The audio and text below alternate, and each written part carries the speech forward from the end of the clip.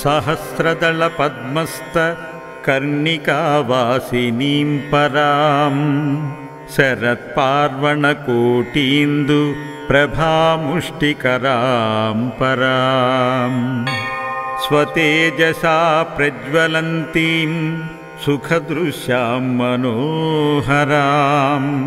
प्रतप्तकाञ्चननिभशोभां मूर्तिमतीं सतीं रत्नभूषणभूषाढ्यां शोभितां पीतावाससा ईषद्दास्यां प्रसन्नास्यां शश्वत्सुस्थिरयौवनां सर्वसम्पत्प्रदात्रीं च महालक्ष्मीं भजे शुभां ध्यानेनानेन तां ध्यात्या नानागुणसमन्विताम् अस्य श्रीसौभाग्यलक्ष्मीकवचमहामन्त्रस्य ब्रह्म ऋषिः गायत्री छन्दः श्रीसौभाग्यलक्ष्मी देवता श्रीसौभाग्यलक्ष्मी प्रीत्यर्थे श्रीसौभाग्यलक्ष्मी कवचस्तोत्रजपे विनियोगः महालक्ष्म्याः प्रवक्ष्यामि कवचं सर्वकामदं सर्वपापप्रशमनं दुष्टव्याधिविनाशनं ग्रहपीडाप्रशमनं ग्रहारिष्टप्रभञ्जनं दुष्टमृत्युप्रशमनं दुष्टदारिद्र्यनाशनं पुत्रपौत्रप्रजननं विवाहप्रदमिष्टदं चोरारिहरिजपता मखिलेप्सितदायकम् सावधानमना भूत्वा शृणुत्वं सुखसत्तमा अनेकजन्मसंसिद्धिं लभ्यं मुक्तिफलं प्रदम् धनधान्यमहाराज्य सर्वसौभाग्यकल्पकम् सकृत्स्मरणमात्रेण महालक्ष्मी प्रसीदति क्षीराब्धिमध्ये पद्मानां कानने मणिमण्टपे तन्मध्ये सुस्थितां देवीं मनीषी जनसेविताम् सुस्नातां पुष्पसुरभिक्लुटिलालकबन्धनां पूर्णेन्दुबिम्बवदना मर्धचन्द्रललाटिकाम् इन्दीवरेक्षणां कामकोदण्डभुवनेश्वरीं तिलप्रसवसंस्पर्धी नासिकालाङ्कृतां श्रियम् कुन्दकुट्मलदन्तां तां हन्दूकाधरपल्लवां दर्पणाकारविमला कपोलद्वितयोज्ज्वलाम् रत्नताटङ्कविलसत् कर्णद्वितीयसुन्दराम् माङ्गल्याभरणोपेतां कम्बुकण्ठीं जगत्प्रसूं तारहारी मणिहारी कुचकुम्भविभूषितां रत्नाङ्गदादिविलसत् करपद्मचतुष्टयाम् कमले च सुप्रत्यध्यामृभयं ददतीं परं रोमराजिकलाचारु भुग्ननाभितलोदरीं पट्टुवस्त्रसमुद्भासी सुनीताम्बादिलक्षणां काञ्चनस्तम्भविभ्राज द्वारसूरुसुशोभिताम् स्मरकाहालिकागर्व हरिजङ्घां हरिप्रियां कमरीवृष्टसदृशा पादाभ्यां चन्द्रसन्निभाम् पङ्कजोदरलावण्या सुन्दराङ्घ्रितलां श्रियं सर्वाभरणसंयुक्तां सर्वलक्षणलक्षिताम् पितामहमहाप्रीतां नित्यतृप्तां हरिप्रियां नित्यं कारुण्यललितां कस्तूरिलेपिताङ्गिकां सर्वमन्त्रमयीं लक्ष्मीं श्रुतिशास्त्रस्वरूपिणीं परब्रह्ममयीं देवीं पद्मनाभकुटुम्बिनीम् एवं ध्यात्या महालक्ष्मीं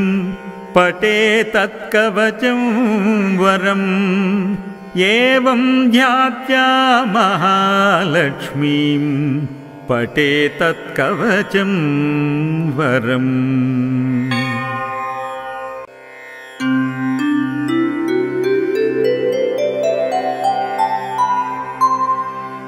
सहस्रदलपद्मस्तकर्णिकावासिनीं परां शरत्पार्वणकोटीन्दु प्रभामुष्टिकरां परां स्वतेजसा प्रज्वलन्तीं सुखदृश्यां मनोहरां प्रतप्तकाञ्चननिभशोभां मूर्तिमतीं सतीं रत्नभूषणभूषाढ्यां शोभितां पीतावाससा ईषद्दास्यां प्रसन्नास्यां शश्वत्सुस्थिरयौवनां सर्वसम्पत्प्रदात्रीं च महालक्ष्मीं भजे शुभां ध्यानेनानेन तां ध्यात्या नानागुणसमन्विताम् अस्य श्रीसौभाग्यलक्ष्मीकवचमहामन्त्रस्य ब्रह्मऋषिः गायत्री छन्दः श्रीसौभाग्यलक्ष्मी देवता श्रीसौभाग्यलक्ष्मी प्रीत्यर्थे श्रीसौभाग्यलक्ष्मी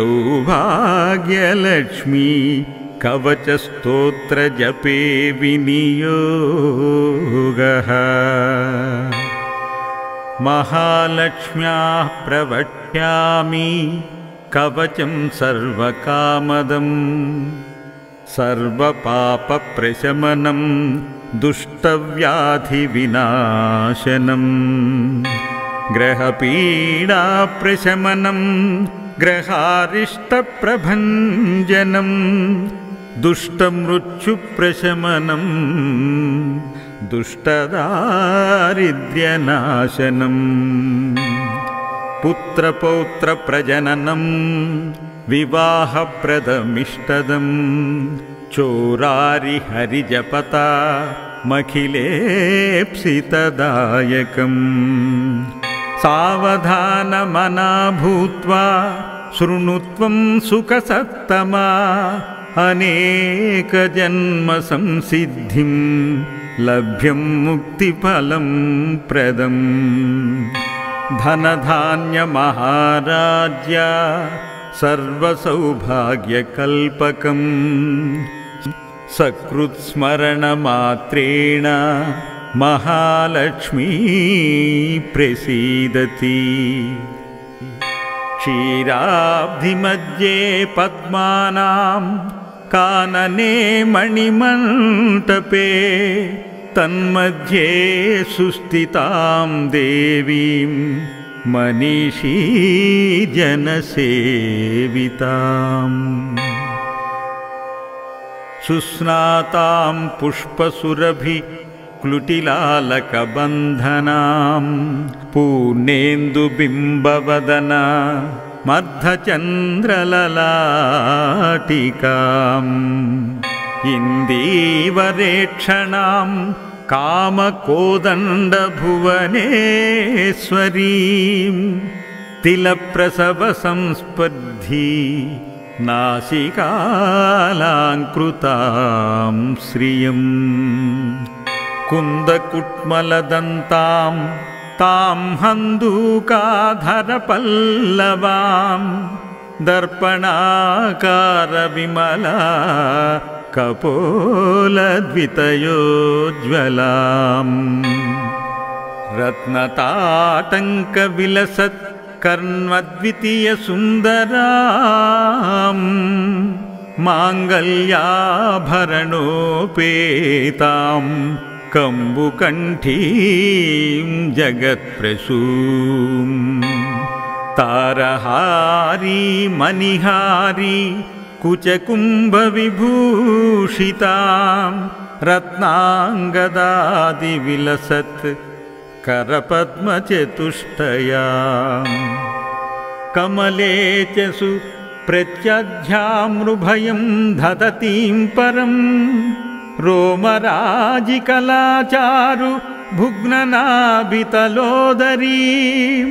पट्टुवस्त्रसमुद्भासी सुनीताम्बादिलक्षणां काञ्चनस्तम्भविभ्राज द्वारशूरुसुशोभिताम् स्मरकाहालिकागर्व हरिजङ्घां हरिप्रियां कमरीवृष्टसदृशा पादाब्जां चन्द्रसन्निभाम् पङ्कजोदरलावण्या सुन्दराङ्घ्रितलां श्रियं सर्वाभरणसंयुक्तां सर्वलक्षणलक्षिताम्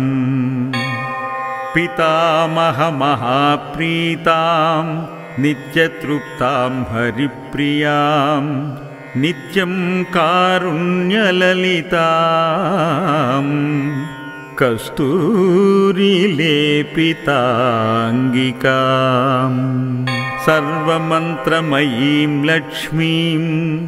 श्रुतिशास्त्रस्वरूपिणीं परब्रह्ममयीं देवीं पद्मनाभकुटुम्बिनीम् एवं ध्यात्या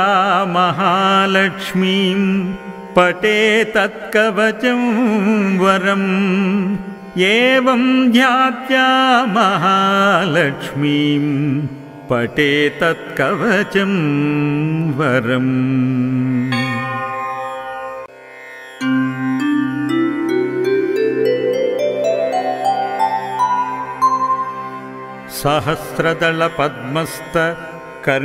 सहस्रदलपद्मस्तकर्णिकावासिनीं परां शरत्पार्वणकोटीन्दु प्रभामुष्टिकरां परां स्वतेजसा प्रज्वलन्तीं सुखदृश्यां मनोहरां प्रतप्तकाञ्चननिभशोभां मूर्तिमतीं सतीं रत्नभूषणभूषाढ्यां शोभितां पीतावाससा ईषद्दास्यां प्रसन्नास्यां शश्वत्सुस्थिरयौवनां सर्वसम्पत्प्रदात्रीं च महालक्ष्मीं भजे शुभां ध्यानेनानेन तां ध्यात्या नानागुणसमन्विताम् अस्य श्री सौभाग्यलक्ष्मी कवच महामन्त्रस्य ब्रह्म ऋषिः गायत्री छन्दः श्री सौभाग्यलक्ष्मी देवता श्री सौभाग्यलक्ष्मी प्रीत्यर्थे श्री सौभाग्यलक्ष्मी कवचस्तोत्र जपे विनियोगः महालक्ष्म्याः प्रवक्ष्यामि कवचं सर्वकामदम् सर्वपापप्रशमनं दुष्टव्याधिविनाशनम् ग्रहपीडाप्रशमनं ग्रहारिष्टप्रभञ्जनं दुष्टमृत्युप्रशमनं दुष्टदारिद्र्यनाशनम् पुत्रपौत्रप्रजननं विवाहप्रदमिष्टदम् चोरारिहरिजपता मखिलेप्सितदायकम् सावधानमना भूत्वा शृणुत्वं सुखसत्तमा अनेकजन्मसंसिद्धिं लभ्यं मुक्तिफलं प्रदम् धनधान्यमहाराज्य सर्वसौभाग्यकल्पकम् सकृत्स्मरणमात्रेण महालक्ष्मी प्रसीदति क्षीराब्धिमध्ये पद्मानां कानने मणिमण्टपे तन्मध्ये सुस्थितां देवीं मनीषी जनसेविताम् सुस्नातां पुष्पसुरभिक्लुटिलालकबन्धनां पूर्णेन्दुबिम्बवदना मर्धचन्द्रललाटिकाम् इन्दीवरेक्षणां कामकोदण्डभुवनेश्वरीं तिलप्रसवसंस्पर्धी नासिकालाङ्कृतां श्रियम् कुन्दकुट्मलदन्तां तां हन्दूकाधरपल्लवां दर्पणाकारविमला कपोलद्वितयोज्ज्वलाम् रत्नताटङ्कविलसत् कर्णद्वितीयसुन्दराम् माङ्गल्याभरणोपेतां कम्बुकण्ठीं जगत्प्रसूं तारहारी मणिहारी कुचकुम्भविभूषितां रत्नाङ्गदादिविलसत् करपद्मचतुष्टयाम् कमले च सुप्रत्यध्यामृभयं दधतीं परं रोमराजिकलाचारु भुग्ननाभितलोदरीं पट्टुवस्त्रसमुद्भासी सुनीताम्बादिलक्षणां काञ्चनस्तम्भविभ्राज द्वारसूरुसुशोभिताम् स्मरकाहालिकागर्व हरिजङ्घां हरिप्रियां कमरीवृष्टसदृशा पादाब्जां चन्द्रसन्निभाम् पङ्कजोदरलावण्या सुन्दराङ्घ्रितलां श्रियं सर्वाभरणसंयुक्तां सर्वलक्षणलक्षिताम् पितामहमहाप्रीतां नित्यतृप्तां हरिप्रियां नित्यं कारुण्यललितां कस्तूरिलेपिताङ्गिकाम् सर्वमन्त्रमयीं लक्ष्मीं श्रुतिशास्त्रस्वरूपिणीं परब्रह्ममयीं देवीं पद्मनाभकुटुम्बिनीम् एवं ध्यात्या महालक्ष्मीं पठे तत्कवचं वरम् एवं ध्यात्या महालक्ष्मीं पठे तत्कवचं वरम्।